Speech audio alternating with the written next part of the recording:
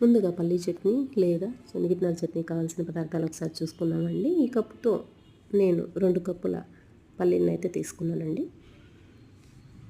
2 ఉల్లిపాయలు తీసుకునే విధంగా తరిగి పెట్టుకున్నాను. కొద్దిగా కరివేపాకు, 4 వెల్లుల్లి రెబ్బలు, వెల్లుల్లిపాయలు, 2 స్పూన్ల ఉప్పు, కొద్దిగా చింతపండు తీసుకున్నానండి. 10 ఎండుమిర్చి, 1 స్పూన్ జీలకర్ర, 1/2 టీ స్పూన్ అంత ఆయిల్. స్టవ్ పైన బాండ్లీ ఉంచుకొని పల్లీలు వేసుకోవాలి. పల్లీలు వేసుకున్న దాని తర్వాత ఈ విధంగా సన్న మంట మీద ఒక 10-15 నిమిషాలు ఇలా వేపుకోవాలి.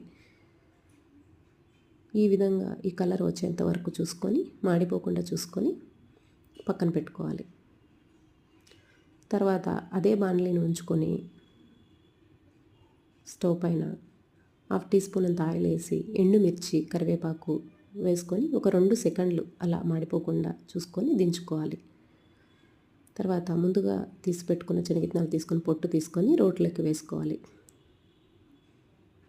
తర్వాత రోకలు తీసుకొని కొద్దిగా పొడి చేసుకోవాలి. తర్వాత ఎండుమిర్చి, కరివేపాకు వేసుకొని ఇంకొక 5 నిమిషాలు దంచాలి.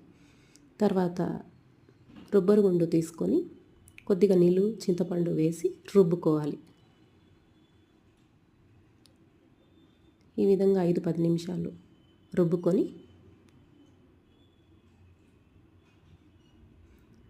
ఈ విధంగా వచ్చాక ఉల్లిపాయలు వేసుకొని ఇంకొక 5-10 నిమిషాలు రుబ్బుకోవాలి. తర్వాత కావాలనుకుంటే 1 స్పూన్ చక్కెర కూడా వేసుకోవచ్చండి. వేసుకుంటే ఇంకా టేస్టీగా ఉంటుంది. తర్వాత ఇలా రుబ్బుకున్న దాని తర్వాత ఉప్పు సరి చూసుకొని సర్వ్ చేసుకోవడమే.